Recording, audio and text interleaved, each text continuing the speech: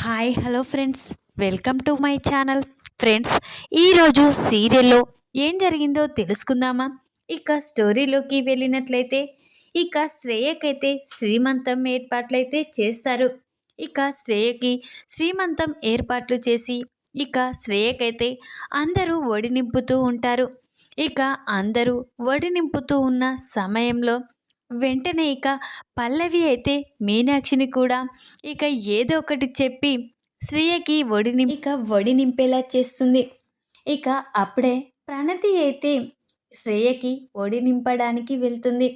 అది చూసిన మీనాక్షి వెంటనే అమ్మా ప్రణతి, నేను నింపుతానమ్మా అని ఇక మీనాక్షి చెప్పి శ్రేయ దగ్గరికి వెళ్ళి ఒడి నింపుతూ ఉంటుంది.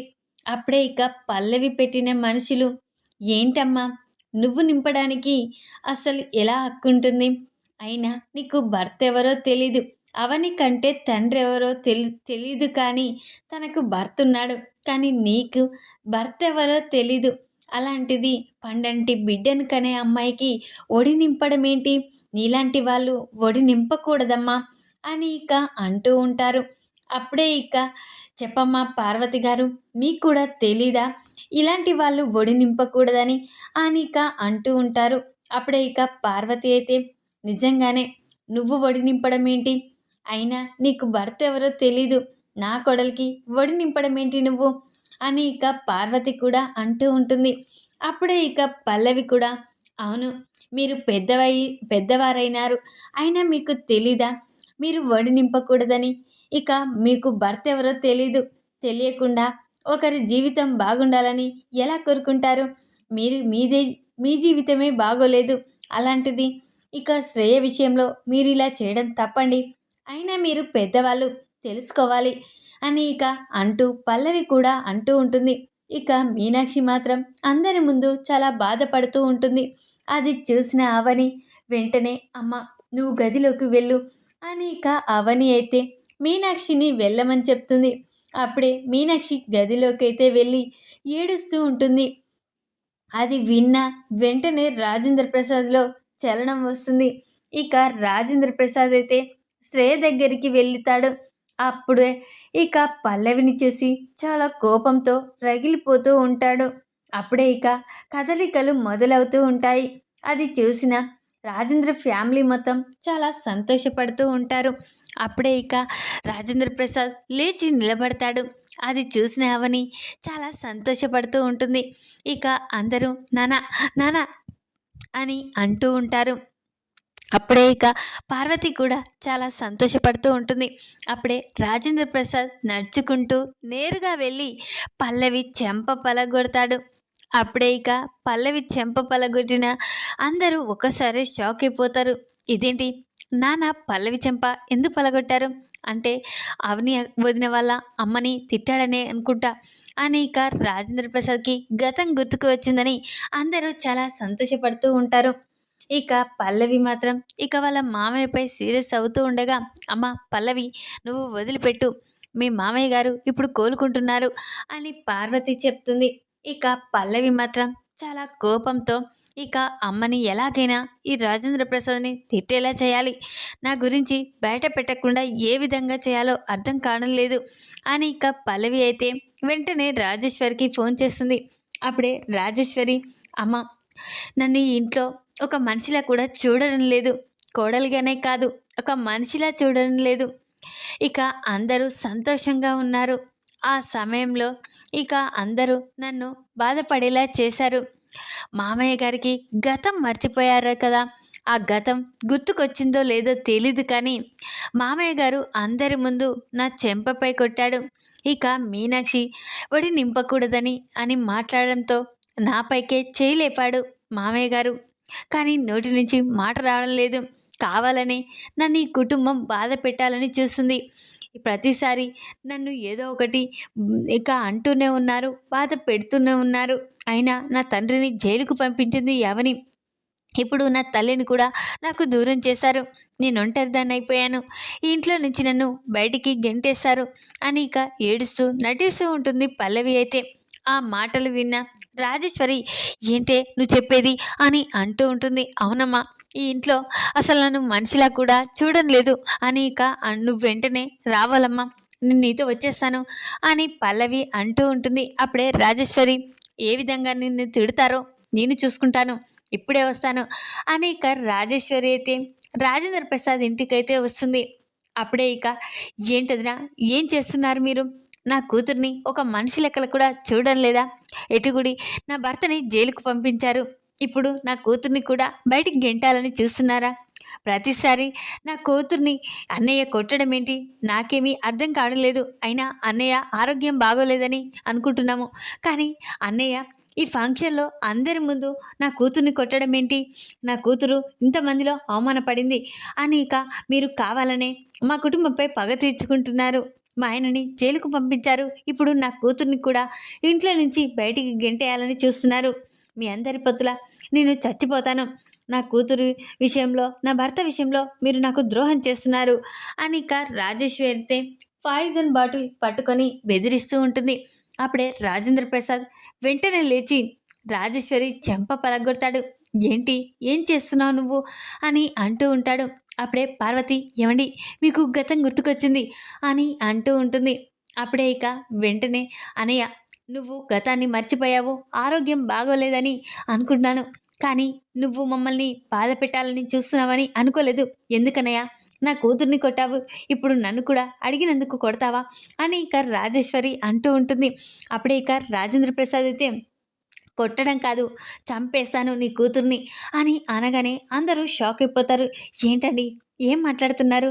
పల్లవి గురించి అలా మాట్లాడుతున్నారేంటి అని పార్వతి అంటూ ఉంటుంది. అప్పుడే పల్లవి గురించి మీకెవరికి తెలియని నిజం నాకు తెలిసింది అని అనగానే కమల్, శ్రీకర్, అక్షయ్, ఇక పార్వతి, భానుమతి, అవని ఇక అందరూ షాక్ అయిపోతారు. ఇక పల్లవి మాత్రం చాలా టెన్షన్ పడుతూ ఉంటుంది.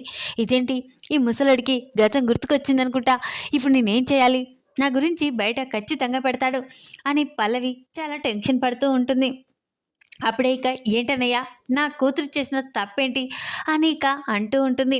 నీ కూతురు తప్పే కాదు, తప్పుల మీద తప్పులు చేస్తూనే ఉంది, ఈరోజు నా ప్రాణాలు కూడా తీయాలని చేసింది అని అనగానే రాజేశ్వరి ఇక రాజేంద్ర ఫ్యామిలీ మొత్తం ఒక్కసారే షాక్ అయిపోతారు.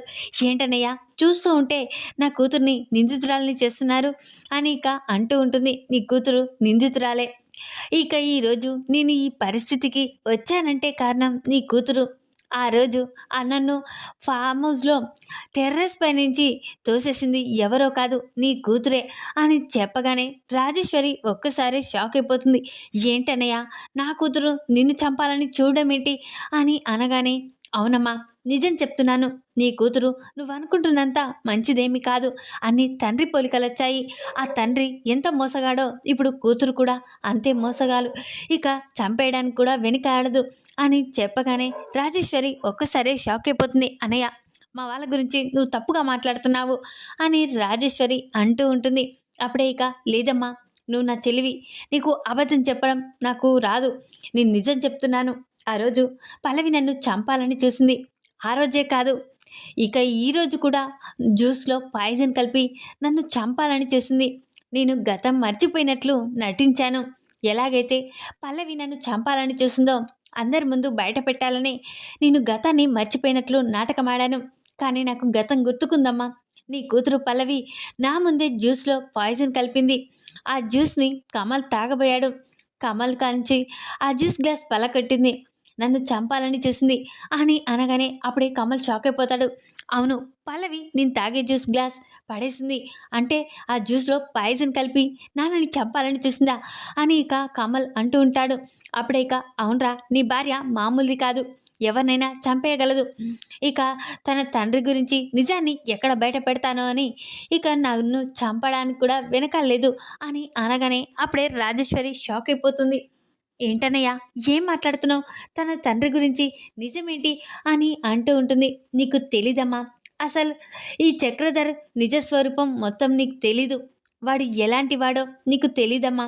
అందుకే వాని గురించి, వాడిని నమ్మి వాడిని బయటికి తీసుకురావాలని నువ్వు అనుకుంటున్నావు, కానీ వాని గురించి నిజమంతా తెలిస్తే వాడిని నువ్వే చంపేశావు అని అనగానే రాజేశ్వరి షాక్ అయిపోతుంది. అనయ్య, మంచి మాటలు మంచిగా రానివ్వు అని రాజేశ్వరి అంటూ ఉంటుంది. అప్పుడే, లేదమ్మా, నిజం మాట్లాడుతున్నాను, ఆ చక్రధర్ నువ్వు అనుకుంటున్నంత మంచివాడు కాదు, వాడు చాలా మూర్ఖుడు అని ఇక అనగానే, ఏంటన్నయ్య, అయినా ఆ మీనాక్షిని తిడితే నీకేమొస్తుంది? ఆ మీనాక్షి వల్లే కదా ఈరోజు నా భర్త జైలుకు వెళ్ళింది. మళ్ళీ మళ్ళీ ఆ మీనాక్షి విషయంలో నా కూతుర్ని బాధ పెడుతున్నావు అని రాజేశ్వరి అంటూ ఉంటుంది. అమ్మా, నువ్వు మీనాక్షి గురించి తప్పుగా మాట్లాడద్దు అని అనగానే, లేదన్నయ్య, వాళ్ళని తప్పుడుగా మాట్లాడకపోతే ఎలా మాట్లాడమంటావు? అయినా ఆ మీనాక్షి ఈరోజు నా భర్తని జైలుకు పంపించింది, దాన్ని నేను ఎప్పటికీ వదిలిపెట్టను అని ఇక రాజేశ్వరి అంటూ ఉంటుంది.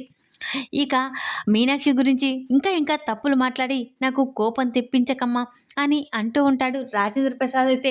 అప్పుడే ఇక రాజేశ్వరి, ఏంటన్నయ్య, ఎవరో పరాయి వాళ్ళని పట్టుకొని నీ తోడబుట్టిన చెల్లెలతోటే ఇలా మాట్లాడుతున్నావేంటి అని రాజేశ్వరి అంటూ ఉంటుంది.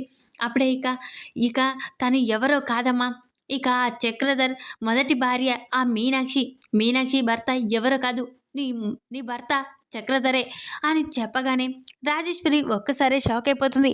ఏంటన్నయ్య, ఏం మాట్లాడుతున్నావు అని అనగానే, అవునమ్మా, ఆ చక్రధర్ మామూలు వాడు కాదు, మోసం చేసి ముందుగా ఈ మీనాక్షిని పెళ్లి చేసుకున్నాడు. ఆ తర్వాత భరత్, అవని పుట్టారు. అవని పుట్టాక మీనాక్షిని అనాథని చేశాడు.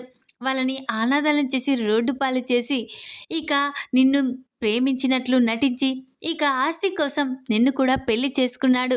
ఈ నిజాన్ని ఇక చెప్పకుండా మనకి నిన్ను పెళ్లి చేసుకున్నాడు అని చెప్పగానే రాజేశ్వరి స్టన్ అయిపోతుంది. అన్నయ్య, ఏం మాట్లాడుతున్నావు నువ్వు అసలు అని రాజేశ్వరి అంటూ ఉంటుంది. అవునమ్మా, నిజం మాట్లాడుతున్నాను.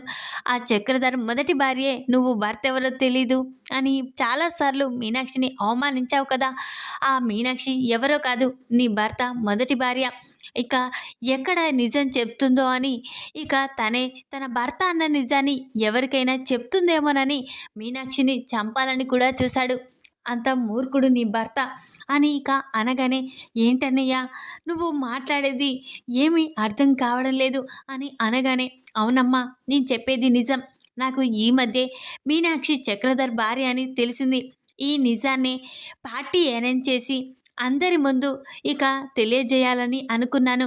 ఈ నిజం తెలుసుకున్న నీ కూతురు పల్లవి ఎక్కడ మా కుటుంబం పరువు తీస్తాడో, మా నాన్నని మా అమ్మని విడదీస్తాడో, మా నాన్న పరువు ఎక్కడ తీస్తాడో అని ఈ మీనాక్షి మా నాన్న భార్య అని చెప్పకూడదని నాకు ఈ నిజం తెలిసిందని ఆ పార్టీలో ఇక ఆ ఫామ్ హౌస్లో నన్ను బ్రతిమిలాడింది. మామయ్య గారు, మీరు ఈ నిజాన్ని బయట చెప్పొద్దు ప్లీజ్ మామయ్య గారు, మా అమ్మకి తెలిసే మా అమ్మ చాలా బాధపడుతుంది అని బ్రతిమలాడింది. కానీ నాకు మాత్రం అప్పుడు మీనాక్షి అవనిలు మాత్రమే గుర్తుకొచ్చారు. ఎందుకంటే ప్రతి చోట అవని మీనాక్షి చాలా బాధపడుతున్నారు. మీనాక్షి తన భర్త గురించి, అవని తన తండ్రి గురించి చాలాసార్లు నిందించబడింది. కాబట్టి వాళ్ళ అవమానాలను చూసే వాళ్ళకి న్యాయం అనుకొని ఫామ్ హౌస్లో పార్టీ అరేంజ్ చేసి ఈ నిజాన్ని అందరి ముందు తెలియజేయాలి అనుకున్నాను. ఇక ఈ పల్లవి నన్ను చంపేయాలని చూసింది. ఈ నిజం బయట పెట్టకూడదని ఇక నేను వినకపోవడంతో మేడపై నుంచి తోసేసింది. ఈరోజు నన్ను ఈ పరిస్థితికి తీసుకువచ్చింది నీ కూతురు పల్లవి అని చెప్పగానే రాజేశ్వరి ఒక్కసారే షాక్ అయిపోతుంది. అనయ్య, నువ్వు చెప్పేది నిజమా అని అంటూ ఉంటుంది. అవునమ్మా, నేను చెప్పేది నిజం. నీ కూతురు నీ భర్త చక్రధర్ ఎలాంటి వాడో ఇప్పుడే తెలుసుకో అని అనగానే అప్పుడే ఇక రాజేశ్వరి అయితే మీనాక్షి దగ్గరికి వెళ్తుంది. అప్పుడే, అక్క చెప్పక, నువ్వైనా నిజం చెప్పు, అన్నయ్య చెప్పేది నిజమా అని అంటూ ఉంటుంది. అప్పుడే, అవును, ఇక అన్నయ్య చెప్పేది నిజం. ఇక చక్రధర్ నన్ను మోసం చేసి నన్ను పెళ్లి చేసుకున్నాడు. నా పిల్లల్ని నన్ను అనాథనం చేశాడు. ఆ తర్వాత నిన్ను పెళ్లి చేసుకున్నాడు నా విషయం చెప్పకుండా అని అనగానే ఇక రాజేశ్వరి, అలాంటి మూర్ఖున్న నేను పెళ్లి చేసుకుంది నిజంగానే ఎంతో మంచివాడనుకొని ఇక జైలుకు పంపించిన అవనిని, ఇటు నిన్ను, ఇక అక్షయ్ని తిట్టాను. కానీ అలాంటి మూర్ఖుడు జైల్లో ఉండడమే కరెక్ట్. నిజం తెలుసుకోక నిన్ను చాలా మాటలు అన్నానక్క, నన్ను క్షమించు అని రాజేశ్వరి అయితే మీనాక్షిని హక్ చేసుకుని చాలా బాధపడుతూ ఉంటుంది. ఈరోజు నేనే తప్పు చేశాను, ఆ మూర్ఖుని వెనకేసుకొచ్చాను, నిన్ను ఎన్నో మాటలు అన్నాను అని ఇక రాజేశ్వరి అయితే మీనాక్షిని క్షమాపణ అడుగుతుంది. వెంటనే, ఇలాంటిది ఈ ఇంట్లో ఉండొద్దన్నయ్య, నిన్నే చంపాలని చూసిందా. ఇక తండ్రి కూతుర్లు ఒకేలా ఉన్నారు. తను కూతురని నాకు చెప్పుకోవడానికే సిగ్గుగా ఉంది. ఇలాంటిది ఈ ఇంట్లో ఉండకూడదన్నయ్య అని రాజేశ్వరి అయితే పల్లవిని మెడ పట్టుకొని బయటికైతే గెంటేస్తుంది. ఈ విధంగానైతే రాజేశ్వరికి అయితే తన కూతురి నిజ స్వరూపాన్ని బయట పెడతాడు రాజేంద్ర ప్రసాద్. ఈ వీడియో కనుక మీకు నచ్చినట్లయితే లైక్ చేయండి. మరిన్ని వీడియోల కోసం ఛానల్ని సబ్స్క్రైబ్ చేసుకోండి ఫ్రెండ్స్. Thanks for watching.